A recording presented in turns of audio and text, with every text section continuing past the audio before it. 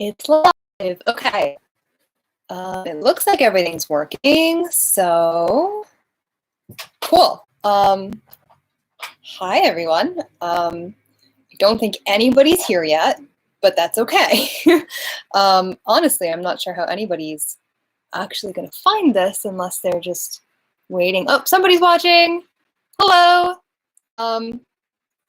Okay, so I'm not sure exactly how many people are going to be joining us live, so I'm just going to get started. And if you have any questions, you can throw them into the box and I will address them as I see them. But I'm here to talk about jar spells. So before we get started, let me just introduce myself if anybody out there does not know who I am. My name is Fairlie.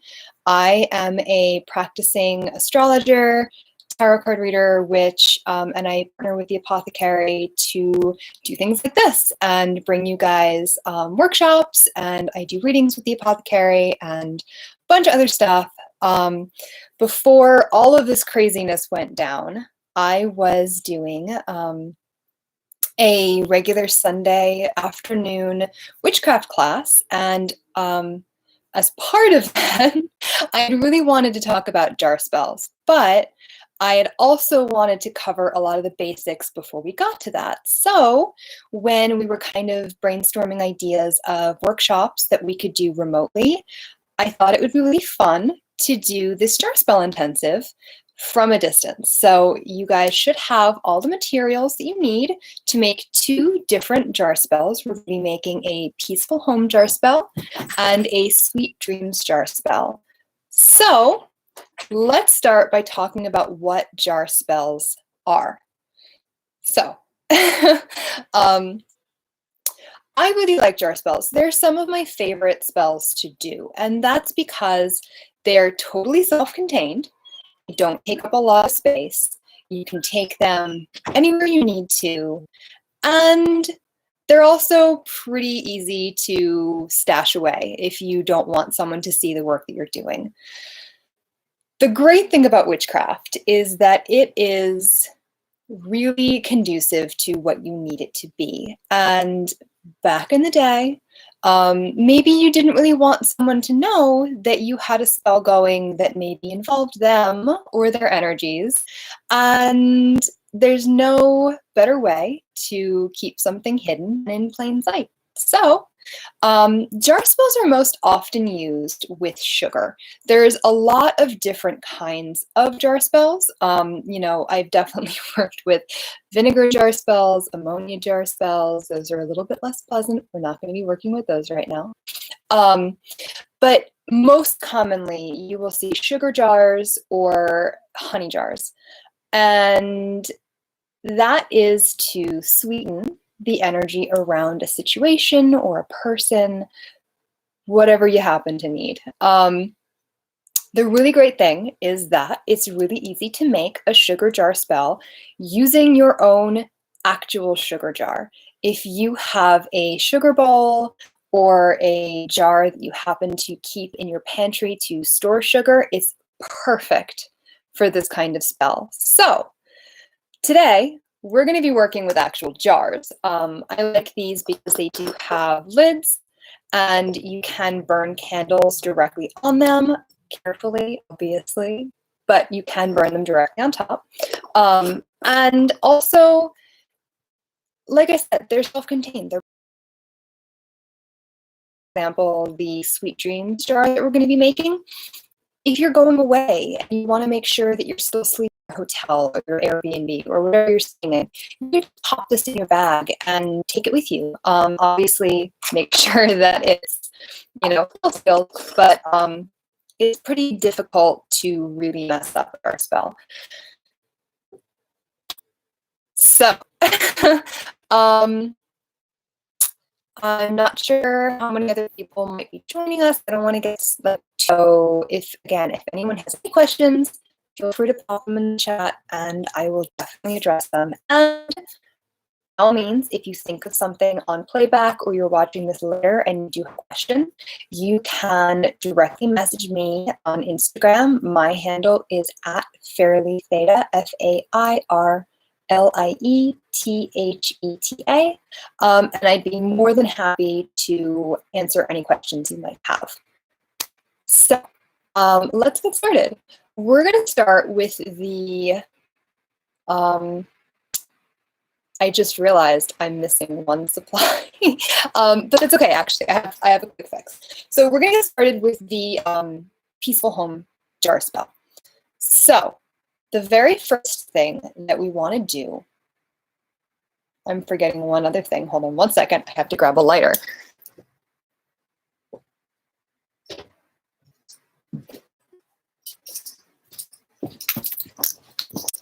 And we're back. Okay, sorry about that. The first thing you want to do, I like to do, is cleanse the jars themselves. So we are going to start by lighting some sage. This is just white sage. This is, you know, a really great space clearer, I was going to say. It's a cleanser, not a clearer. This is a really great space cleanser. And it will also work to cleanse any of your materials. So I'm just going to let the smoke get into the jars. I'm going to open up the other jar as well.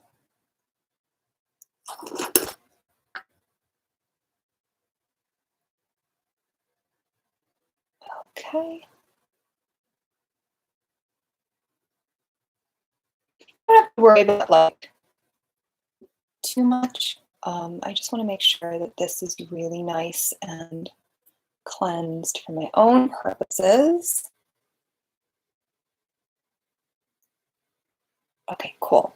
So I'm going to let this safely burn right over here. It's a glass tabletop, guys, don't worry. And just checking to make sure nobody is frantically messaging me that they're missing this. Cool, okay.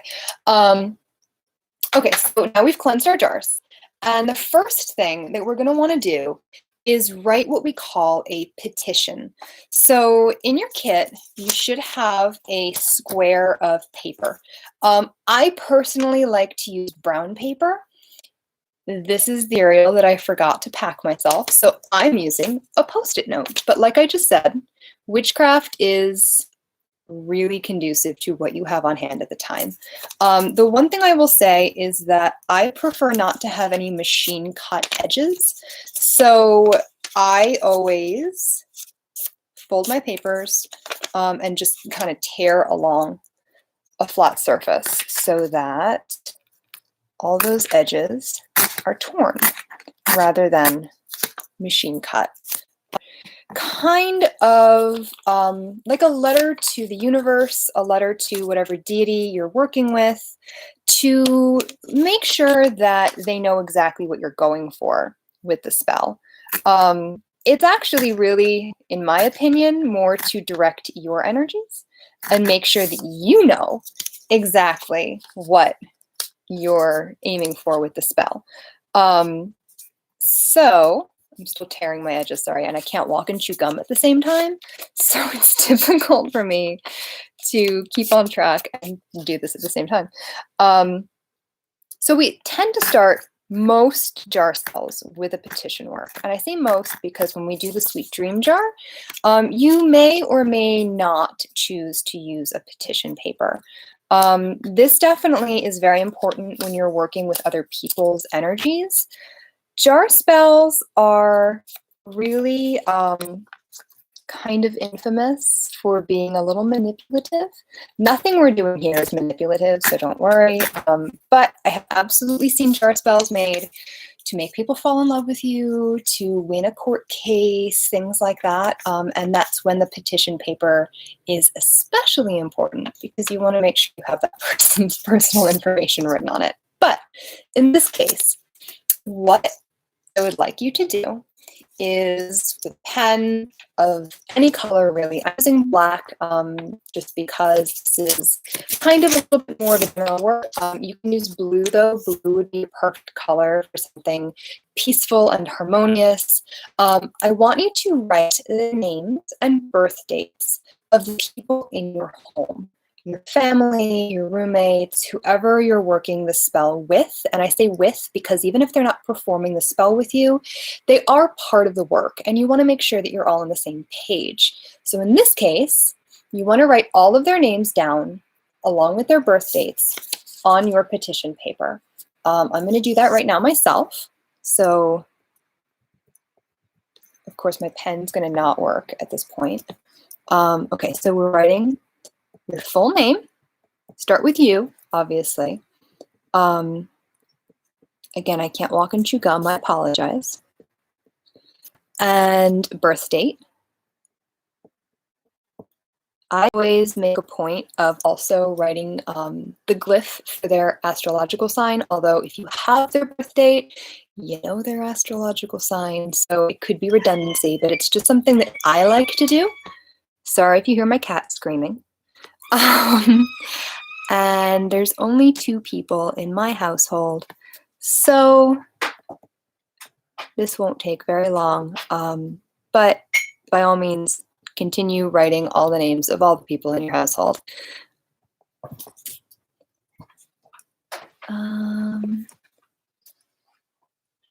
Okay, and then I want you to think of an intention.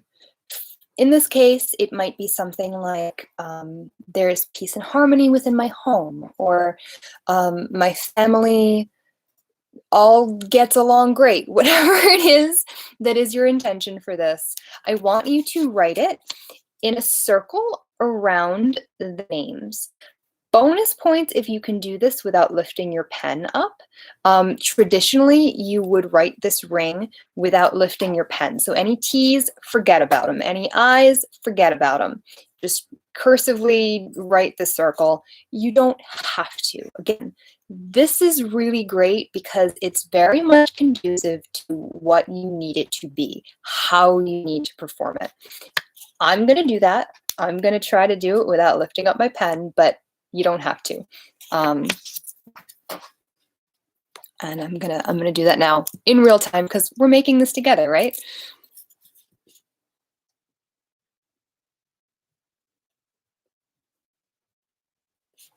This is always an exercise in like how many letters can I forget how to make in cursive? And it doesn't have to be the same phrase. You can write several phrases all at once. Like continue into another phrase. And obviously, you also want to write this in present tense because this is as if it's already happened. It continuously happens. This is something that you are putting into the universe as if you already have it completely. So don't think like, I wish for peace and harmony within my home, because that definitely perpetuates that wishing energy. You want this to be like the normal, you already have it, it's just continuing.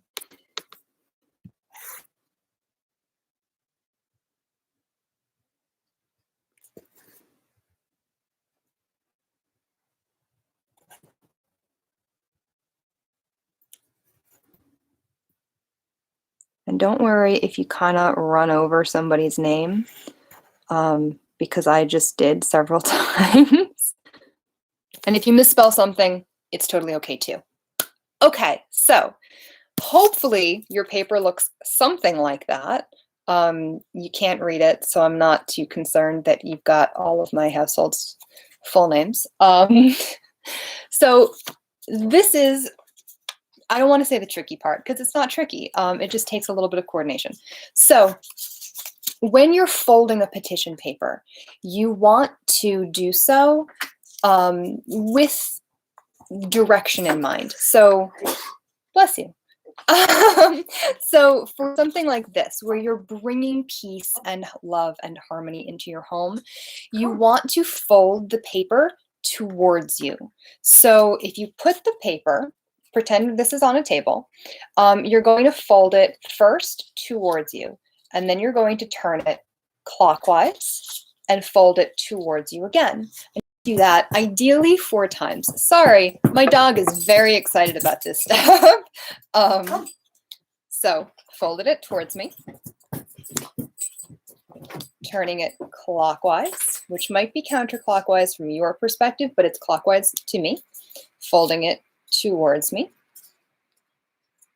And I'm going to do it one more time, towards me, and just kidding, one more time, towards me. So now we have this nice little bundle of petition paper. And we are going to put this at the bottom of our sugar jar, like so. It looks a little bit like origami right now because it's red and I used a red paper. So ideally, again, your paper is probably brown because that's what I try to use. You know, you can also, I should mention, you can also pair your paper to a color of your intention. So if you are doing a love jar spell, by all means, use red or pink paper. For something like this, you might choose to use a blue paper or a lavender paper or another paper color that is conducive to harmony and growth. But brown is my go-to because, again, it's less processed. And for things like this, I like to make sure that it is as natural as possible. Hence the no machine cut edges thing. That's why we spent time tearing those edges. Okay, so now we get started for real. I have here a rather large bowl of sugar. You can use as much or as little sugar as you'd like, as long as you are able to cover the petition paper. And I say that because you don't need to fill the jar for it to be effective. If you don't have that much sugar, it's okay. Or if you want to fill it all the way, that's fine.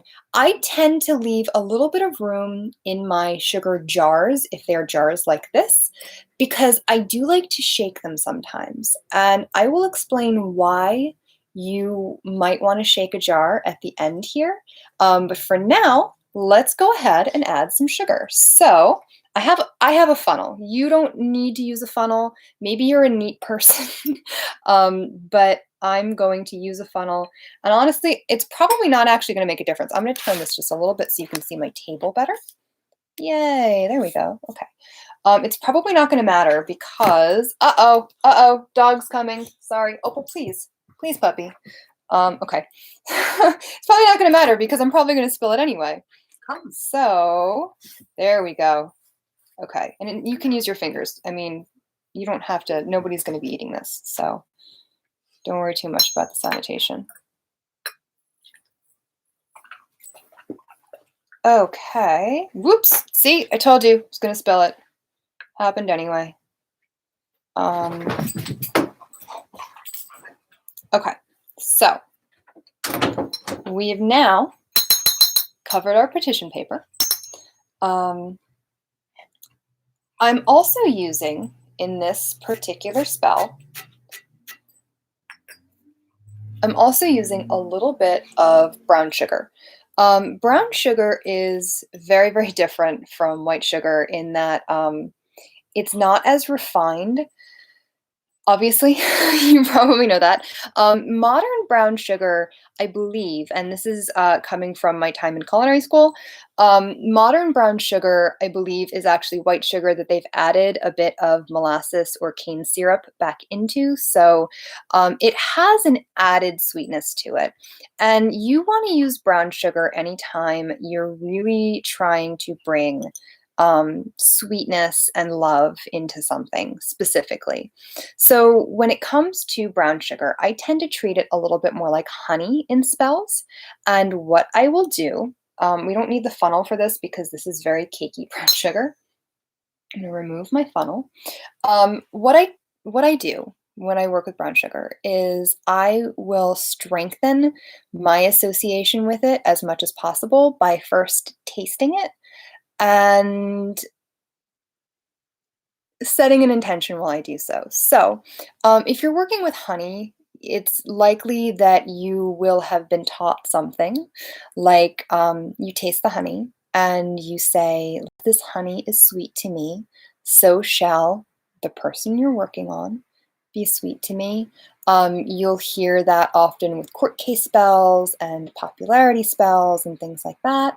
But for a case like this, where you're working really with the family and the home, you want to focus more on each other.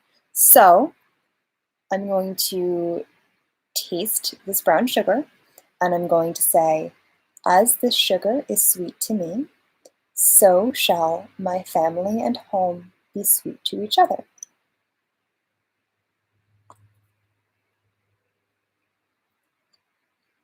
As this sugar is sweet to me, so shall my family and my home be sweet to each other.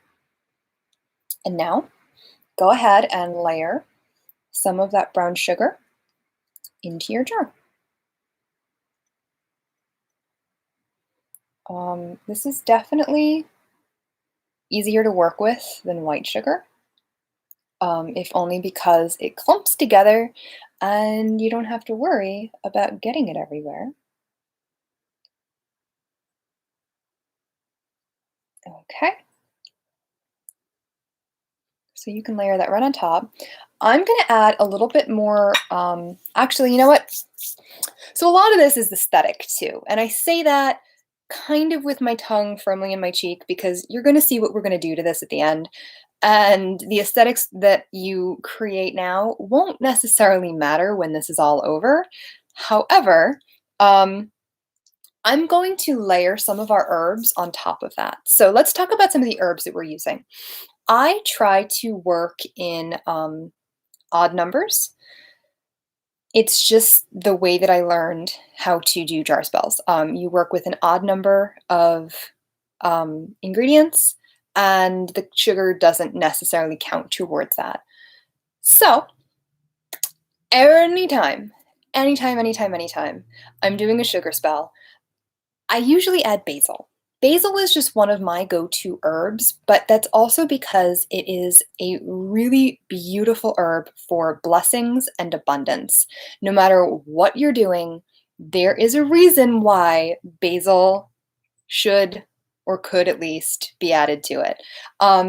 Basil is absolutely perfect for money work, bringing protection into things, abundance, like I said, but it does have a really great energy around it for like money. And when you're doing a home jar spell, it never hurts to add money ingredients because honestly, if I've learned one thing in all of my years of magic, it's that if people in a home are arguing, it's probably about money. So, um, you, I, you probably will want to, but I always do. I like to hold the herb in my palm and really feel the energy of it, and also try to infuse it with as much of my own energy as possible. So, with this basil in this jar, we add abundance and blessings of money and endless abundance to the home. And you can then go ahead and add the basil to your mixture. I like basil a lot, so we're going to add a lot of basil. Okay. And then, so you really can't go wrong with lavender either. There will always be a reason to add lavender to your spells too. When it comes to love work, lavender is something that is really great to add a peace and a gentleness to it. It also adds love to a work. So, especially if you're working where with friendships or even like cultivating a new relationship, lavender is a great herb to add for that reason. Also, worth noting that adding lavender to a spell can also ease the effects on people. Sometimes, even if you have the best intentions at heart, something like this, where it really is for the good of the whole household as an organism, sometimes you'll have people that just really don't well to being worked on magically.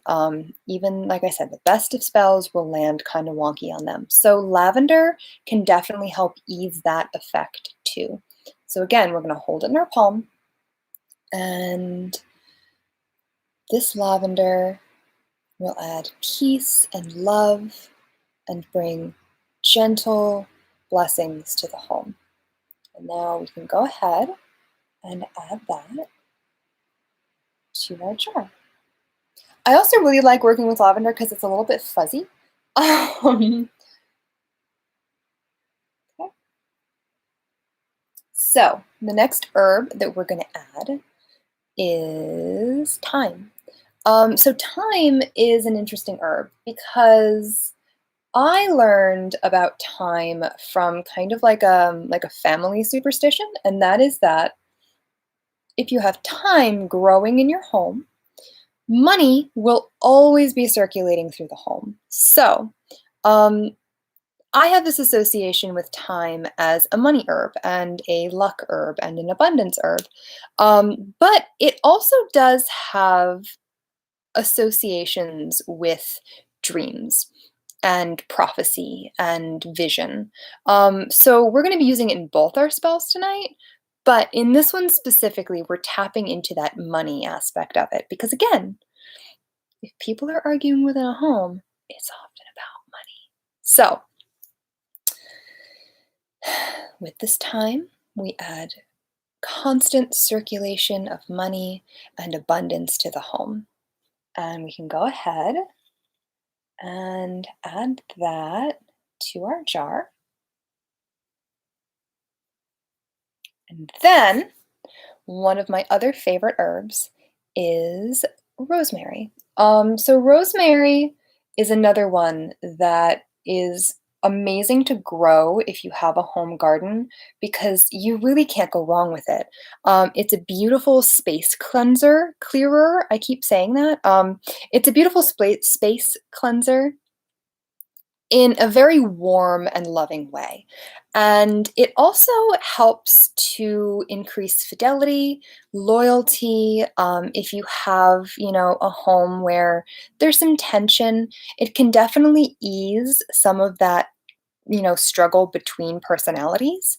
It also has a really great feminine energy to it. I really can't say enough good things about the rosemary. I often actually use this in place of sage in my home because I feel like sage is a little too astringent and gets rid of like just a few too many energies for my taste. So I'll bundle rosemary and light that instead. It also smells incredible. It's like Christmas all the time. So with this rosemary, we add loyalty and fidelity and beautiful warmth and protection to the home. And now you can go ahead and layer this into your jar. Okay, so at this point we've got a nice layer of herbs on top of our sugars, but there's a few, I want to add another layer of sugar before I add our final herb. So I'm going to get my funnel back and hopefully not spill all the sugar. This is a very delicate operation here. You have no idea how hard it is for me to not spill sugar everywhere. Okay. So there we go. A nice another layer. Look at that. It's like sand art. Remember sand art, guys? Okay, so final herb that we're adding is another one of my favorites, and this might be where we get a little controversial. So these are whole cloves, and these have a reputation for being kind of commanding. They absolutely act like little nails in whatever you use them in. So I'm a big fan of pomander works as well. So like literally sticking cloves into citrus fruits. For various reasons, oranges will bring abundance and, money into the home. Lemons will stop some tough personalities where they are. But they definitely are a little bit commanding. They're a very tough energy. However, they also promote nice talk, speaking nicely to people, words of love and words of compassion. So when you want to stop gossip or keep people from, snapping at each other, generally communicating nicely, they're a great thing to add to your work. So we're going to add 4 whole cloves to this work in a very specific way. So I'm going to count out 1, 2, I'm selecting like nice ones, 3. These guys are kind of small. I'm going to grab another big one over here. 4, perfect. Okay, so with these cloves, we add words of love and compassion and cut negativity. And now we're going to take these and we're going to actually stick them into the sugar. Again, kind of like little nails. So 1, and you can, if you'd like to come up with a sigil or a pattern of some kind, you are more than welcome to. I am going to just be making them kind of like a square. 2, 3, 4. Okay, cool. So you probably won't be able to see very well because if I tip it, we're gonna lose all the sugars. But there is our herbs, our sugar, all of that all together here. And we're gonna go ahead and seal this up. So again, you are more than welcome to add however much you want to your jar. You are more than welcome to leave ingredients out or adapt this to whatever you'd like. This is kind of just your template. So here is the outside of my sugar jar. I'm pretty pleased with the aesthetic here. Like I said, it's kind of like sand art. You can still see our petition paper in the bottom, but that's okay. So now comes part of the fun part. So I have this blue candle. Your kit should have a blue candle in it as well. And blue is a really beautiful color for bringing peace and calm. I always think about the color as like the color of a nice, still, placid lake. You can just watch it forever and it really doesn't shift or change too much. It just brings calm and peace. So I also have here, I use these like, it's like a pen, but it's not a pen. There's nothing on it. I use this to carve candles. You don't have to carve your candle, but I always like to write my intention also on the candle before I go ahead and burn it. So I'm going to just write peace, love, calm, home on my candle because I'm boring like that. You are more than welcome to come up with a sigil or a seal or write your names on it or whatever you'd like to do. I'm just going to really kind of quickly do that because you guys are all watching. And if you're not working with your own materials, this part's probably pretty boring to you. So if anybody has any questions about anything we've done so far, you are more than welcome to pop that in the comments and I will answer them while I do this part. Because otherwise I can't walk and chew gum, so coming up with things on my own to say is very difficult. I forgot what I was writing anyway. Peace, love. Yeah. Sorry, guys. Oh, yeah. Sometimes words will also just happen on their own. If a word kind of pops into your head while you're carving and you didn't mean to write it, go with it. There's probably a reason why you're writing it. So I've done that. And now I'm going to, I had a lighter here. I do have a lighter. So honestly, normally I work with matches. There's something to me very ritualistic about striking that match and working with it and feeling the heat on my hands and all of that. But before I set up, I forgot to go we have a lighter. So the first thing you want to do is get this stuck to, I wish I wasn't left-handed, guys. You want to get this stuck to your jar. So I always kind of melt down the bottom and let some wax drip onto the lid and then secure that as best I can. If it leans, it's okay. These are usually pretty natural, things. It's gonna lean. So when you affix your candle, I try to light several candles a week on my sugar jars, depending on what they're for. So for something like this, which is for peace in the home, I would absolutely recommend lighting it on Mondays and Fridays and Sundays. That's because Monday has that lunar correspondence. It's all about the home and domesticity and peace and all of the things that come along with that. Friday is sacred to Venus if you're looking for love and, again, peace. That's absolutely a day, especially if you live with a romantic partner or, are married with a family. Like, Fridays will help to keep that romantic tie between you and the person that you have this home with. And then Sundays correspond to the sun. So it's health, vitality, warmth, abundance, all of that good stuff that you want in your family. So Monday, Friday, Sunday, I would light a candle. It's okay if it's not blue. It can be anything. It can even be a little tea light.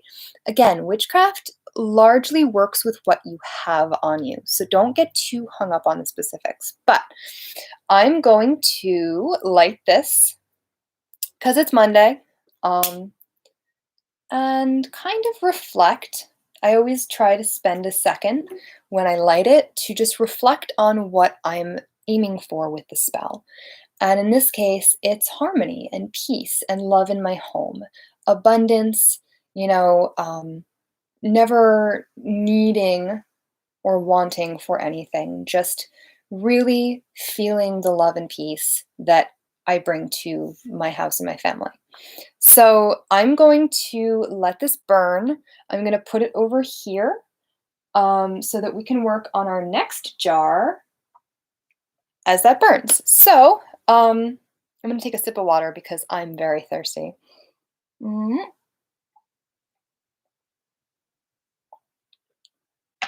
Cool. Okay, so second jar.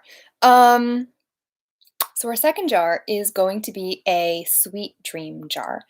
And this was kind of conceived because I've heard so many people lately having terrible dreams, not being able to sleep. It's tough out there right now. So we can create a sweet jar for really any situation that needs a little bit of help. And dreams are no different. So we're going to follow a similar process, but I'm going to walk you through a couple different steps here. So start with our jar. And again, I'm using a funnel because I'm going to spill sugar all over everything. This, however, I should note, as I walk this through, this is not necessarily a sugar jar that you need a petition paper for. We created a petition paper for the last one because we're working with different people and different people's energies. But for this is absolutely a personal jar. You don't have to put a petition paper in. If you're really serious and you need a serious 180 mindset change, by all means, make your petition paper. Cut that, tear all your edges off, make it square, make it round, even if you prefer. Write your own name on it and write that intention to, get more restful sleep and dream better. You can even tailor this jar to prophetic dreaming if you'd like. Just tweak your herbs a little bit, but we're doing this just specifically for the intention of having better sleep and better dreams. So I'm not writing a petition paper in this. I'm just going straight to the sugar step. So let's add our sugar. And I'm already anticipating all the sugar. because this bowl is not made for pouring. And again, if anyone has any questions, just pop them in the comments and I will, I'm sorry, the live chat, and I will absolutely address them. Okay, so there's one layer of sugar. I'm going to add a little bit more off the bat because we're going to do this a little bit differently.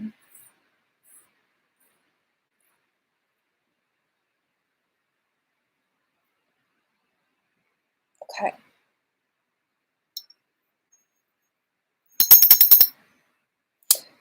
Okay, so here's our sugar. I'm not going to be adding brown sugar to this one because this is, again, a little bit different and you'll probably see why. So I'm going to go straight to our herbs. And the first herb that I'm going to be using is hops flower. So hops flower is one of my favorite herbs for sleep and dream work. I work with a lot of herbs medicinally, and hops flower is one that has incredible anti-inflammatory properties. It's a nervine, you know, it helps to soothe the nervous system. And as such, it makes a great, like, pre-bedtime tea. I say great. It's great for you. It tastes terrible. If you don't like bitter things, you're not gonna like this. But I always try to tell people, if you know the medicinal property of an herb, you probably know what it does magically. So because this is an anti-inflammatory nervine, this is a great way to soothe energies. So hops is primarily used to assist in removing nightmares, and it also helps relax and ease tensions. So we're going to be adding it to the jar to make sure that we chase away any potential nightmares and promote relaxation. So again, we're going to hold the herb. I'm going to hold the herb. You can choose not to do this if you don't want to, but I think it helps to create that mental link and association. Hold the herb, and as we add this hops, we bring relaxation and peace and good dreams to our work. And you can go ahead and layer that into your jar. I will say that hops take up a lot of space. So a very little amount, like if you're going to order additional hops to work with, like seriously, 2 ounces is so much more than you think it is. So we've layered that on top. And then we're going to work with some lavender because, again, lavender is a great catch-all, but it also is a fantastic calming herb. So with this lavender, we're going to bring more calm, loving energy to our dreams. And we're going to hold that and set that intention. And really feel the herb when you do this, because again, all of this is to create a mental link between you and the work that you're doing. It's all like psychological signifiers so that you are tied to the work that you do. So we're going to add that, these cute little fuzzy flowers. And there are times where I'll use lavender leaves, but primarily if a spell calls for lavender, it's talking about the lavender buds, those fuzzy little purple things. So we are now going to thyme. Remember how I said thyme had a couple different properties too? This is absolutely why. So in addition to the money and prosperity that we wanted to see from it in our last work, this is for good dreams specifically. This is for loving, peaceful, good dreams. So with this thyme, we add pleasant, happy dreams to our spell. And you can go ahead and layer that in. I wish you could see exactly how cute this is looking right now. You can kind of see there. It's bright green from the hops, the really beautiful purple from the lavender, and then that deeper green from the thyme. So now another one of my favorite herbs. These are star anise pods. Anise? Star anise pods? I never know how to say that. I just know that I love them. I love the smell of them. They're really beautiful. They smell incredible. I mean, a lot of people don't like licorice, but they just smell so good. I grew up in an Italian house, so like this is like the smell of Christmas. So star anise is another really beautiful herb that does a lot of different things. It can bring luck in money. A lot of people will keep them in their pocket if they go gambling, or tuck them into a wallet to promote money flow.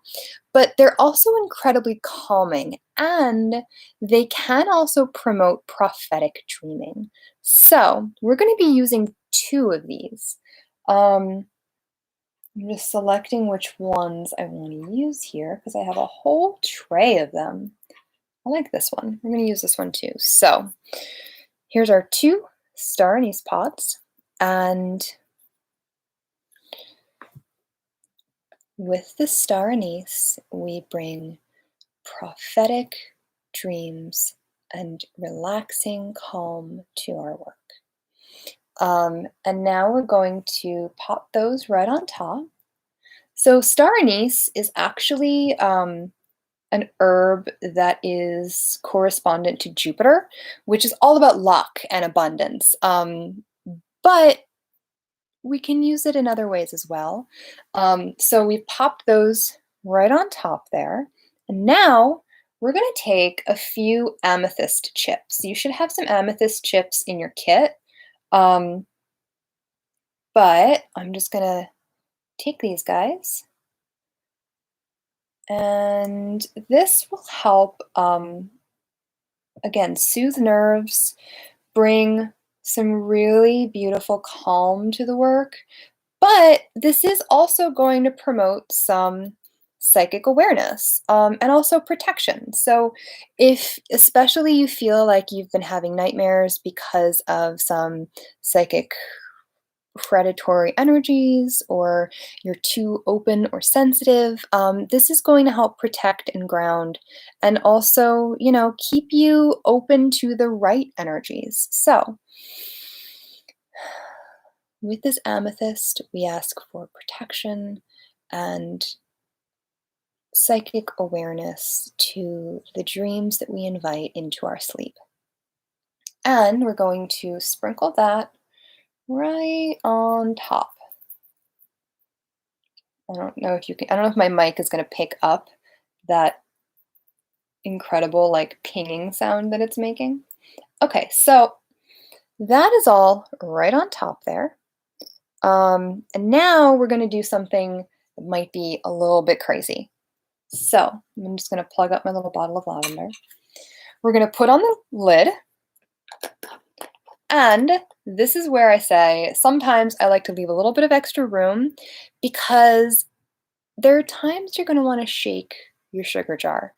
And this is one of them. So when you shake a sugar jar, what you're doing is you are promoting movement of energy. So in a case like this, where you are trying to invite good dreams into your sleep, you might want to give the jar a shake before you go to bed. And, you might want to come up with an incantation or a phrase to say. And I say you might want to, because not everybody is an incantation person. I personally don't have a whole lot of occasions where words factor into my practice. They can, and they absolutely have in some, but most of the time it's more about thought processes. So while you're shaking your jar, and you don't have to shake it as often as I am doing right now, I'm getting a little carried away here, but while you're shaking your jar, think about the energy of dreams as something that you invite into your space. And when you shake that jar, think about the dreams that you want to invite into your space. The I don't know, the beautiful healing dreams of family that's passed on, or ancestral work that you want to do, or even just, I don't know, good dreams about your favorite celebrities, whatever they are. Think about it while you're shaking your jar.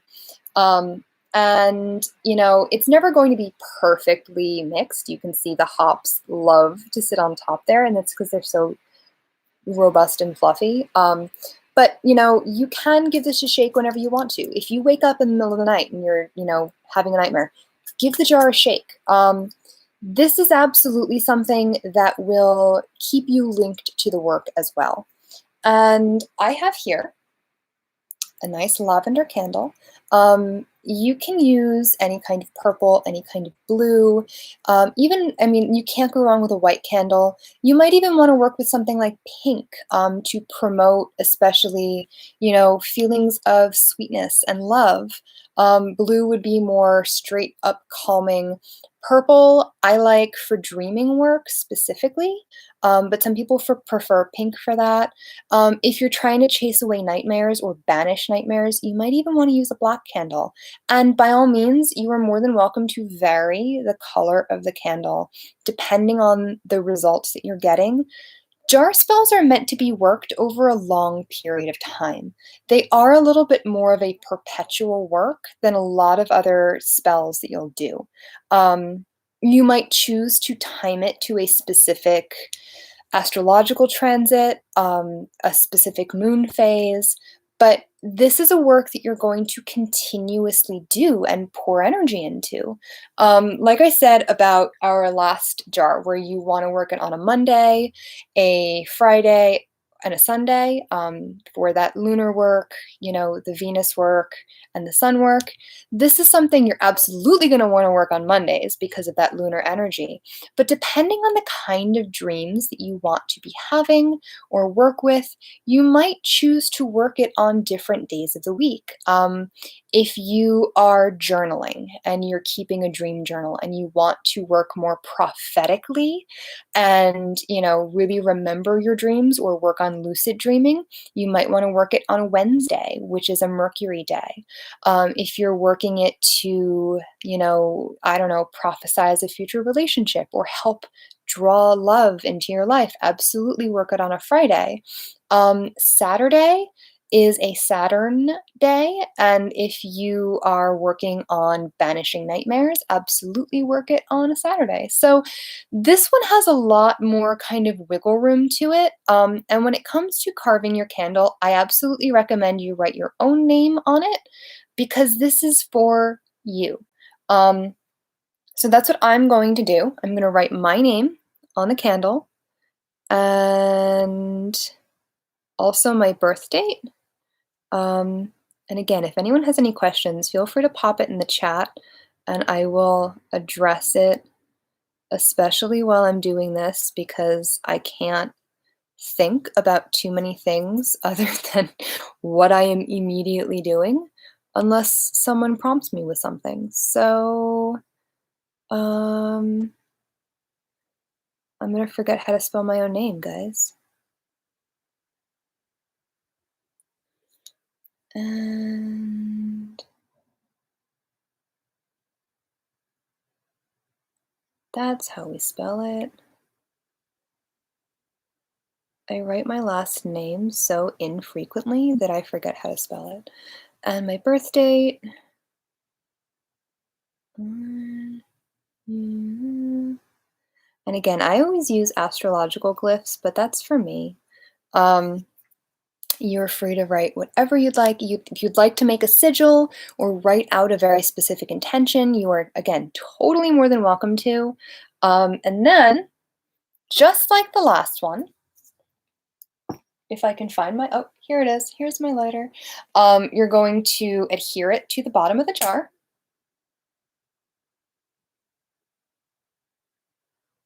I do that by melting down the bottom. So we've got a nice puddle of wax and we stick it right on top there. They stay pretty well. In general, chime candles stay pretty well. And then we're going to give it a light.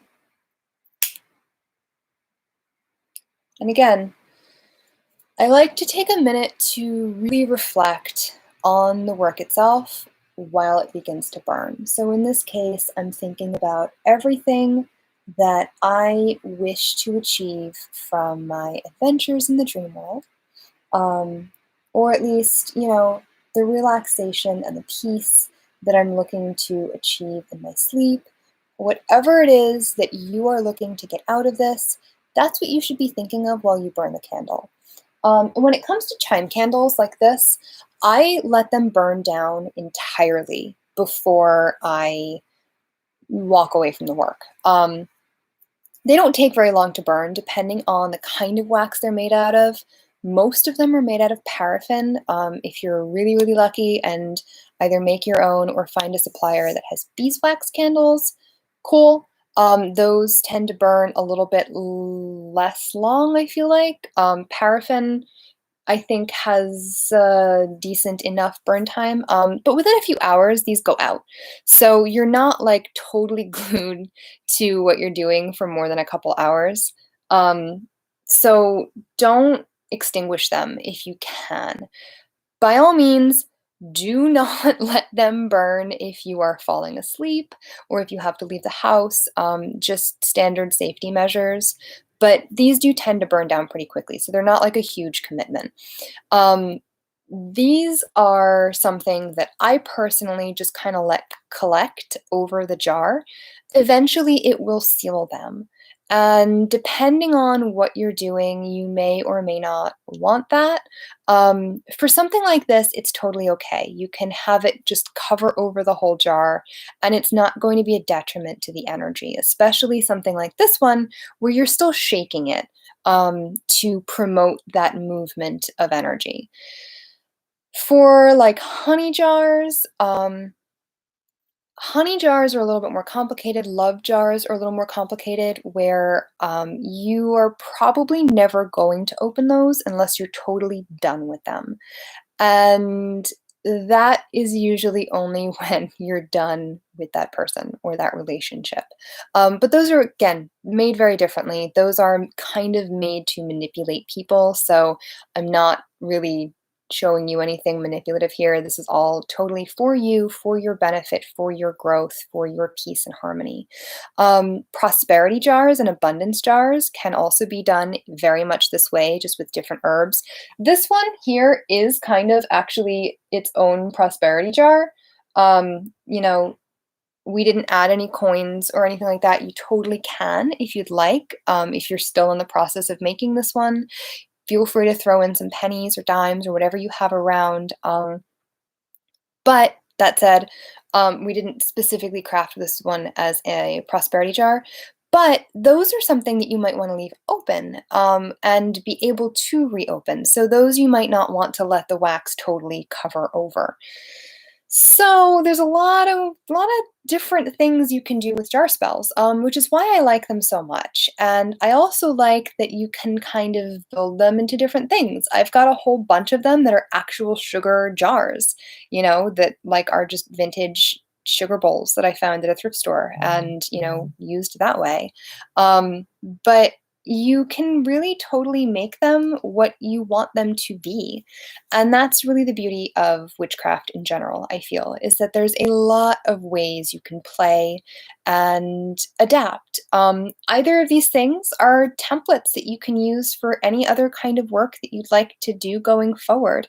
Again, sugar work in general is perfect for any time you need to sweeten an energy towards you, whether that's a person, a situation, an environment, whatever it is. Sugar is perfect for any of that favor. You can also do these kinds of things with bleach or ammonia, or, I mean, careful, but to break up an energy. And those kinds of things would be like if there's tension in a work environment or something like that, or, maybe a really nasty neighbor that you don't want to deal with. Like those are times where you can use that energy to disperse it, to just kind of tell the universe, like, hey, I think this is an obstacle and I need to get through it or away from it. You just would use, a different thing, lemon juice, vinegar, ammonia again, instead of sugar. I've even seen people actually use Coca-Cola, um, which is an interesting, it's acidic and it's sweet at the same time. So it breaks up the energy and yet it also sweetens the energy. So just a thought. That's really, again, the beauty of all of this is that it's totally adaptable and it is what you need it to be at the time. So I always say, even in cases where you're looking to break up an energy, it's always better to try to sweeten it first. Again, you catch more flies with honey than vinegar. Although I totally have caught flies with vinegar, so, um, to each their own. But that's the general rule of thumb with sugar jars. So hopefully, you had some fun making these tonight. And again, if you have any questions, feel free to reach out on Instagram. My handle is at Fairlie Theta, Fairlietheta.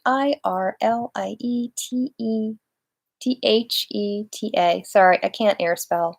I'd be more than happy to answer any questions you have, or you can direct them to the apothecary, or just drop them in the comments below, and I'll check up on them too.